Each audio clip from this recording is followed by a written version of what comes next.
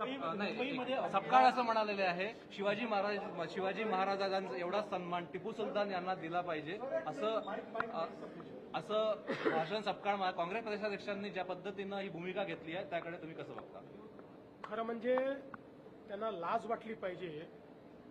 टिपू सुलतान सारख्या नराधमाची तुलना छत्रपती शिवरायांशी करण्याचं जे त्यांनी काम केलेलं आहे अतिशय निंदनीय आहे. छत्रपती शिवरायांनी स्वराज्य तयार केलं, मोगलांच्या जोखडातून सामान्य माणसाला मुक्त करण्याचं काम केलं आणि खऱ्या अर्थानं सामान्य रयतेचं राज्य तयार करणारे छत्रपती शिवराय होते. आणि त्याचवेळी हजारो लाखो हिंदूंची हत्या करणारा टिपू सुलतान याची तुलना करून दोघांनाही सारखा सन्मान द्या म्हणणं यापेक्षा जास्त लांगुल चालन, जोडे चाटणं हे या जन्मात मी बघितलेलं नाही. आम्ही हे बिलकुल सहन करणार नाही. टिपू सुलतान आणि छत्रपती शिवरायांची तुलना केली याबद्दल त्यांनी माफी मागितली पाहिजे. आणि अशा पद्धतीनं जर ते बोलत असतील तर काँग्रेस पक्षामध्ये काही जरी थोडी जरी नैतिकता राहिली असेल तर काँग्रेस पक्षाने देखील याचा कॉग्निझन्स घेतला पाहिजे. आणि त्यांचे जे मित्र पक्ष आहेत त्यांनी देखील त्यांची भूमिका याच्यावर काय आहे हे सांगितलं पाहिजे. छत्रपतींच्या स्वराज्याचा कामाचा आणि टिपू सुलतानने केलेल्या जो काही हिंसा होती त्याची तुलना करते. मला असं वाटतं की हे कोणत्या शाळेत इतिहास शिकले याचं देखील संशोधन केलं पाहिजे. आणि हा जो नवा इतिहास हे लिहितायत हा इतिहास महाराष्ट्र खपवून घेणार नाही, भारत खपवून घेणार नाही.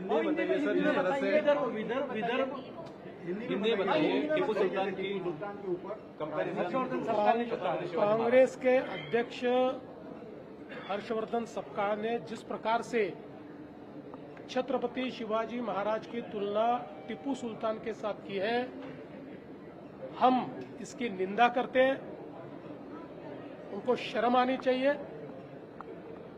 छत्रपति शिवाजी महाराज जिन्होंने मुगलों के साथ लड़ाई करके स्वराज्य का निर्माण किया और हजारों हजारों हिंदुओं को कत्ल करने वाला टिपू सुल्तान, वो और महाराज, इनको एक समान आदर दिया जाए, इस प्रकार की बात अगर कांग्रेस पार्टी कहती है तो वोटों के लालच में ये कितने भी जूते चाटे, महाराष्ट्र और देश इसको सहन नहीं करेगा.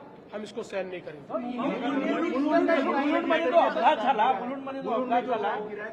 मुलुंडमध्ये झालेला अपघात हा अत्यंत दुर्दैवी आहे. त्या ठिकाणी जे काम चाललेलं होतं त्याच्यामध्ये स्लॅब पडला, त्याच्यामध्ये दुर्दैवी मृत्यू देखील झालेला आहे. त्यांच्या परिवारासोबत आमच्या प्रार्थना आहेत. जे जखमी आहेत त्यांना ऍडमिट करण्यात आलेलं आहे. त्यांची सगळी काळजी ही त्या ठिकाणी MMRDAच्या माध्यमातून आणि राज्य सरकारच्या माध्यमातून घेतली जाईल.